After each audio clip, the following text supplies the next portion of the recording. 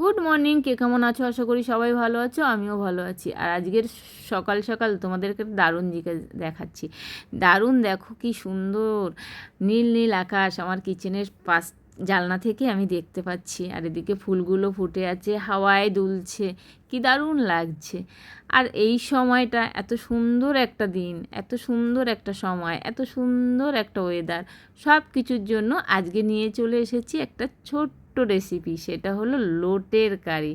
আর দেখতেই পাচ্ছ তোমাদের দাদাভাই নিয়েও চলে এসেছে। আর আজ বলছে লোটের কারিটা আমি গোটা গোটা খেতে চাই। সবাই নাকি বলে লোটে গোটা হয় না। দেখা যাক, চেষ্টা করব। এদিকে মাছটা আমি ভালো করে ধুয়ে নেবো, যেহেতু সমুদ্রের মাছ প্রচণ্ড ওতে থাকে, লালা থাকে। যাই হোক, আর এই মাছটাকে আমি ভালো করে ধুয়েও নিয়েছি। এতে দিয়ে দিয়েছি লঙ্কার গুঁড়ো, হলুদের গুঁড়ো, আন্দাজে মতো নুন। আর এই মাছটাকে ভালো করে মেখে আর আমি 10 মিনিট রেখে দেবো। ওর যে জলটা আছে ওটা বেরিয়ে যাবে, তাহলে ভাজতে আমার সুবিধা হবে, কোনো প্রবলেম হবে না। এদিকে কড়াই বসিয়ে দিয়েছি, তেলও দিয়ে দিয়েছি। তেল গরম হয়ে গেছে, এক এক করে লোটে আমি ছেড়ে দিয়েছি, লোটে মাছগুলো।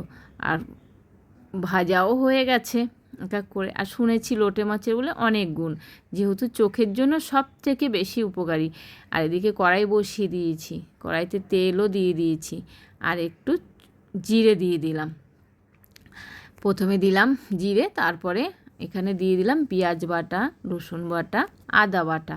এটাকে একটু নাড়ি চাড়ি ভেজে নেবো, একটু বাদামি বাদামি কালার আসবে এখানে ভাজার পরে। তারপরে আমি এখানে দিয়ে দেবো টমেটো বাটা। টমেটোটা আমি বেটে রেখেছি, বেটে এবার টমেটো বাটাটা দিয়ে দেবো। যেহেতু এটা বললো লোটের কারি, একটু গ্রেভিটা কারি কারি টাইপের না হলে কি আর কারি হয়। এখানে দিয়ে দিলাম একটু হলুদ, একটু জিরের গুঁড়ো দিয়ে, একটু লঙ্কার গুঁড়ো দিয়ে ভালো করে কষিয়ে নেবো। তেলটা ছেড়ে দেওয়ার সঙ্গে সঙ্গে গোটা কয়েক কাঁচা লঙ্কা দিয়ে দিলাম, দিয়ে আবার একটু নাড়িয়ে নিলাম। নাড়িয়ে নেওয়ার পরে আন্দাজ মতন নুনটা দিয়ে দিলাম। এবার যে মাছটা আছে, মাছটাকে আমি এক এক করে ছেড়ে দিলাম।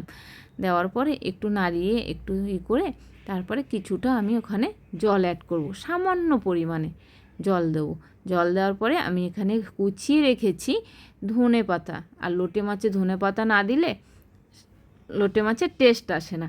আর যাই হোক, আমি দিয়ে দিয়েছি ধনে পাতাটা।